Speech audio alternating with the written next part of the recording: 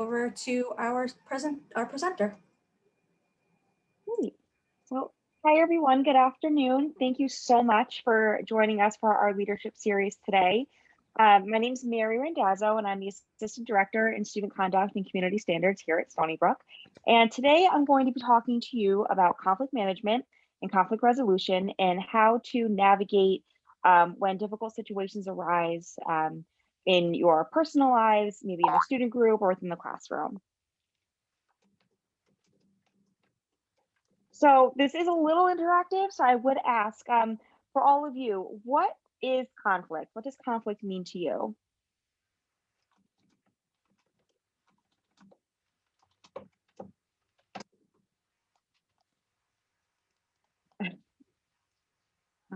Disagreement, yep, absolutely. Maybe concerns within like a friend group, maybe not agreeing within a group project. Certainly there can be many different types of conflict that we handle or deal with in our day-to-day lives. So in order for us to work through conflict, we want to, think about, again, conflict management. And conflict management is the practice of being able to identify and handle conflicts sensibly, fairly, and efficiently.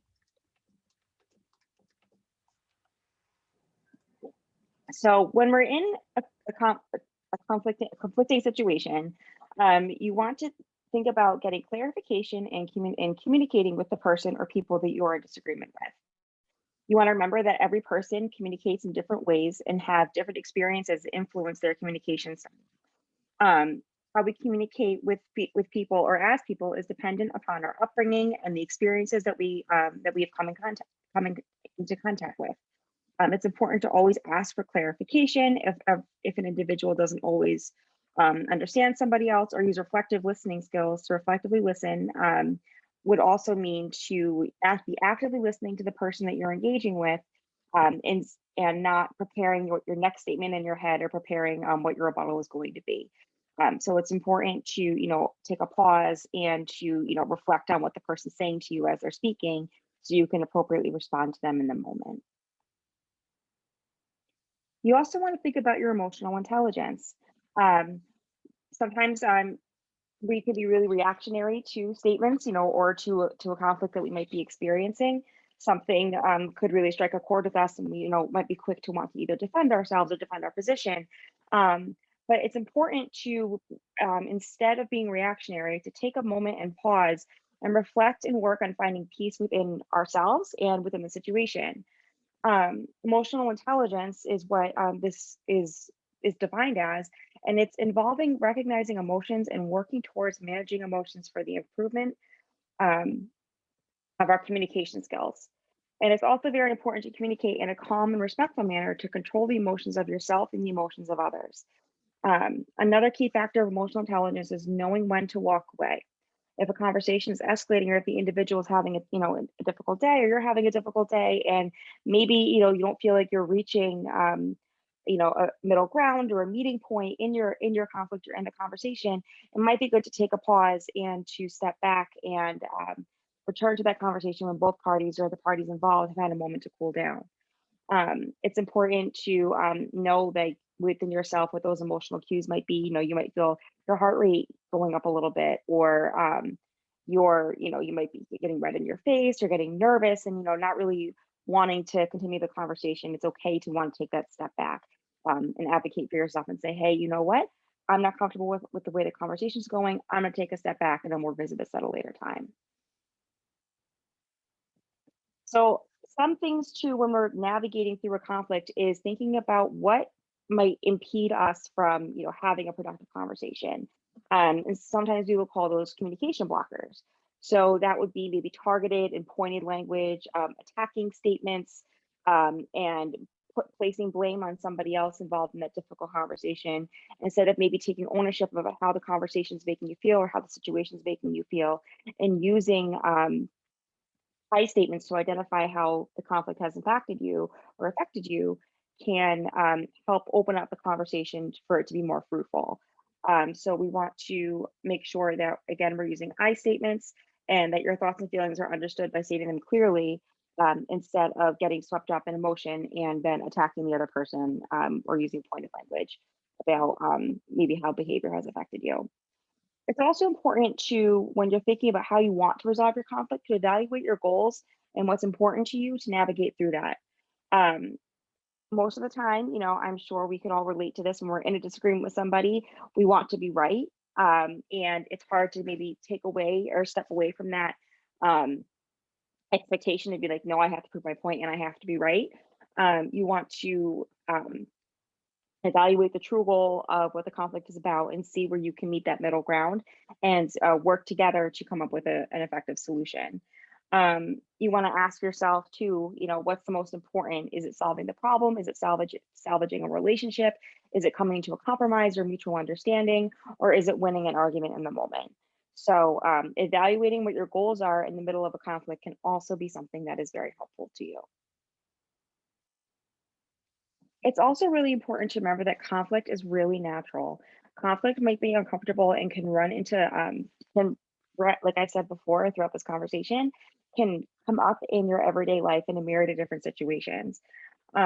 But conflict is also a really great opportunity for you to grow as a person and as a professional.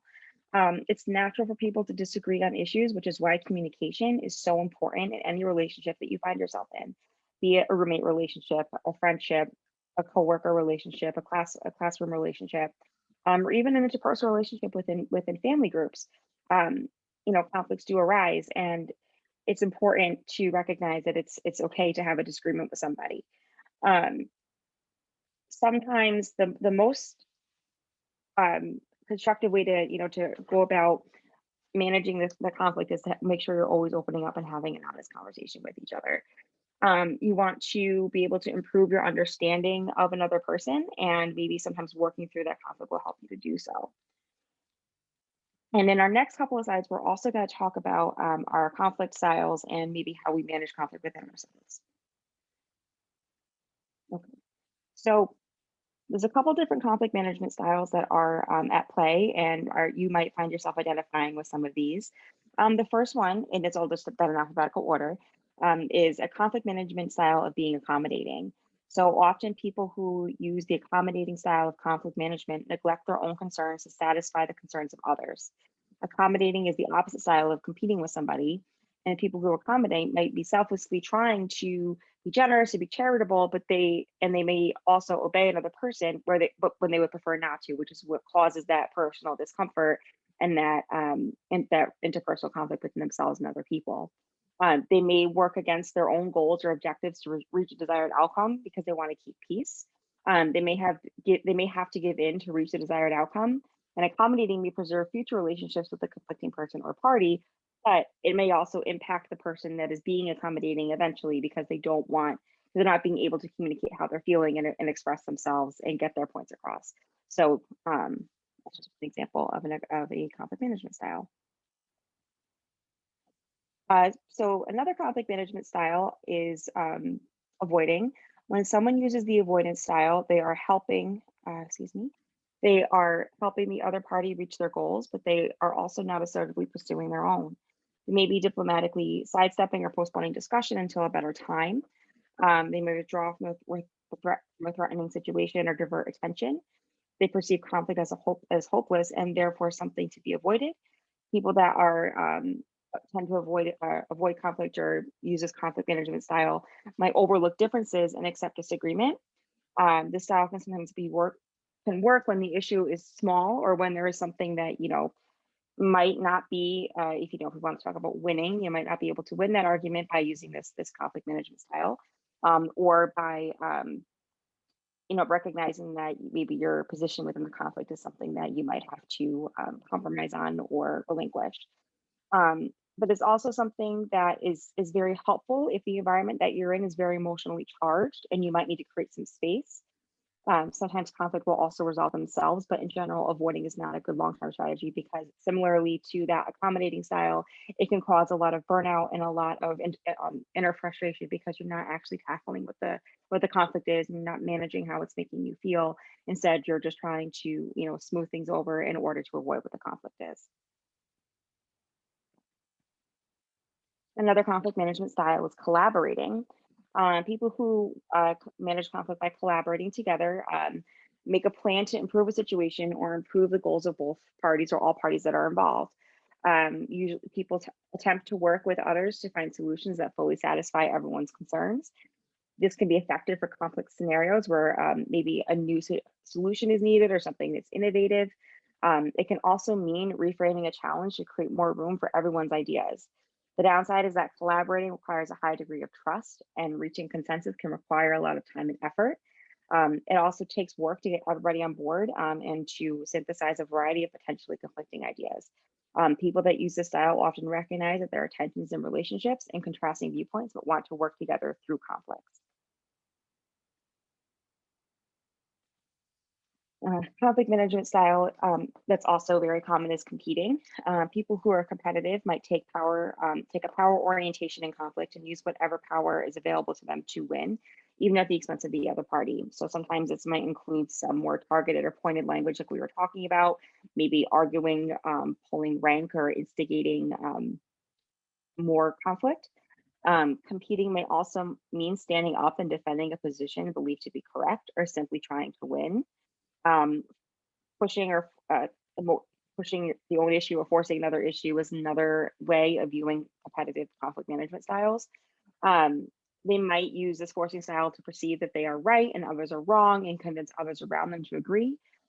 This approach could be appropriate if for an emergency, when time is of the essence, if something needs to be done quickly. If we're thinking about, like, think about a movie, you see like an emergency situation where like a bunch of different individuals arrive to the scene of whatever the emergency is, and someone takes charge and then starts dictating exactly what has to happen.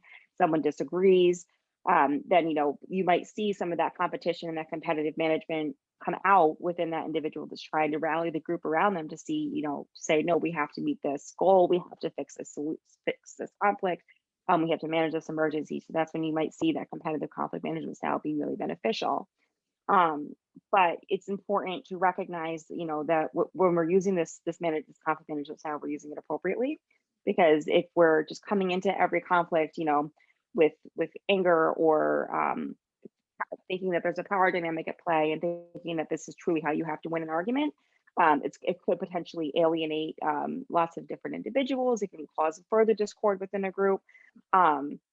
And we want to create compromise and harmony within our interpersonal relationships within ourselves. And in order to do that, managing that competitive side of ourselves when in a conflict or in a disagreement with somebody is really important. So another conflict management style is being compromising. Oftentimes people might see the ability to compromise or reaching a compromise in a conflict as a lose-lose situation, but this is actually pretty misleading. In a compromise, no one exactly gets what they initially wanted, but everyone benefits in some way. So compromisers give up less than accommodating people do in a conflict, but they also give up more than competitors do. They will explore issues more fully. Their solutions often involve splitting the difference or exchanging concessions. And compromise may be appropriate for scenarios where you need to get a temporary solution, or where both sides have equally important goals. However, it's also it's also possible to fall into a trap of compromising as an easier way to get out of collaborating, which sometimes could provide a better solution if there is the time and the effort and the dedication needed to go work through a collaborative problem solving scenario to reach your goal. So some strategies also to help you manage conflict. You definitely want to make sure you're modeling neutral language in a conversation. So like I said before, you want to avoid that pointed and targeted language. So not coming at it from an attacking standpoint, or using inflammatory language, or swearing, name calling, and exaggerating what the conflict is to escalate the problem further. Um, you want to, again, approach situations from your perspective and share how the conflict is making you feel, share how what your ideas are to resolve what that conflict is, but always making sure that you're coming at it from your perspective and not attacking the other party or parties that you might find yourself in. Also super important is to separate the person that you're dealing with from the problem that you find yourself in. When we view a problem or a conflict as a specific behavior or set of circumstances, rather than attributing what those the negative attributes or problems to a specific person, this can help, de-escalate the situation and makes the problem more manageable and hopeful than deciding that you can't stand being around somebody, or you don't want to be working in the same group with someone anymore, but thinking about what the actual problem is and not the person perpetuating the behavior.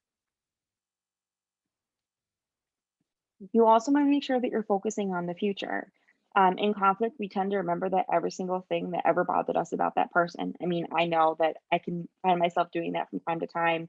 If I find myself a disagreement with someone, might come up with, okay, well, last week they did this, yesterday they did this, now today here we are, and I'm at my breaking point with this individual.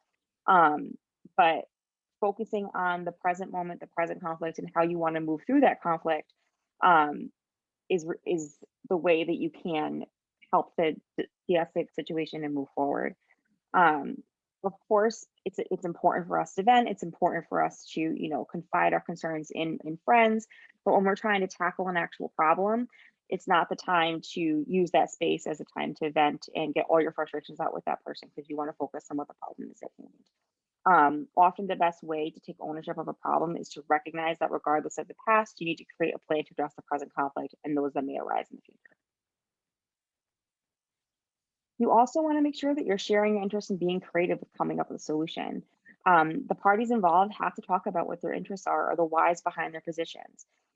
They might want to share what their true interests are in the goal that they're trying to achieve and work together to find a solution that satisfies their mutual interests. Common interest for students, might be, if you're thinking about a roommate concern, you might have a roommate that likes to be up really late at night and someone that needs to go to bed early, and talking about, why it is that those bedtimes are important, or why it is that the room needs to be, set in a certain way, or boundaries need to be met in a certain way. Um, and you want to make sure you develop a balanced plan of give and take that satisfies everyone's interests involved in that moment. And certainly being creative and approaching your problem in a creative manner is a beneficial way to resolve your conflict. Um, Lastly, and one of a really significant piece of maintaining or managing conflict is you really want to make sure you're maintaining privacy of the people that are involved and maintaining confidentiality of the individuals that are involved. I think it's natural as young people, as students, as again as young adults, is that when we get frustrated with another person, it's really easy to want to go to somebody and be like, oh my gosh, I can't believe this person did this, it's been so frustrating dealing with them. And then what happens is rumors might start to spread, or other people might be talking about what the conflict is between you and another person. Um, and also sometimes people tend to avoid the conflict and addressing the actual conflict with someone, the person that's perpetuating the harm or causing the issue for them, but instead turning to others to vent and then try to move on. But what happens is that will only further escalate the conflict and fuel with the rumor mill. And if rumors are already part of the conflict and you know about that, you might want to encourage the individuals that you're having a problem with, to work out a plan to put an end to the gossip. And you want to do your part as someone that might be involved in a difficult situation to quell rumors and not vent to other people what the concern is and attack the problem or confront the person that's causing the harm head on. And lastly, it's always important to ask for help. At Stony Brook, there are a lot of resources that can assist you and guide you as you navigate through conflict. If you have a conflict within maybe a residence hall, be it with on a floor, in a room directly, with another residential student, it's best to go work with campus residences. If there is a concern within a club, an organization, a student group, working with advisors, working with student engagement and activities. Um, if it's a larger conflict, if it's something that is affecting um, your day to day, if it's something that's impacting the community, if it's something that is larger than maybe an interpersonal issue within a residence hall, something that's affecting multiple people and the behavior is egregious, reaching out to my office, which is student conduct and community standards, and working with myself, working with Sandy, my colleague, to come up with a creative solution, maybe to have a mediation, or for us to investigate to see if there's a violation of the code of student responsibility. If the matter involves an issue relating to Title IX or Title VII, which is harassment in the workplace, or um, feeling discriminated against, or not having access to um, ADA accommodations, working with the Office of Equity and Access to file a report and ask for assistance in resolving that conflict is another resource available to you. And lastly, if it's a situation where safety is a concern, or you feel as though it's a larger interpersonal conflict that's might be escalating and you need assistance right in the moment, calling university police and connecting with dispatch and getting an officer to come and assist you to help de-escalate the situation is another option as well. Um, there are a ton of resources that are available to you. And as students at Stony Brook, I do hope that you feel empowered to reach out to either some of these resources that are listed here, or others around campus to get yourself assistance if you find that you need some help in managing a conflict. And that's a very brief, I'm sorry, that was a lot shorter than I thought it was going to be, but a very brief overview of maybe managing conflict and different strategies that you can use to navigate through a difficult conversation. But I did want to open it up to see if anybody has any questions. And if you want to ask them in the chat, that's fine too.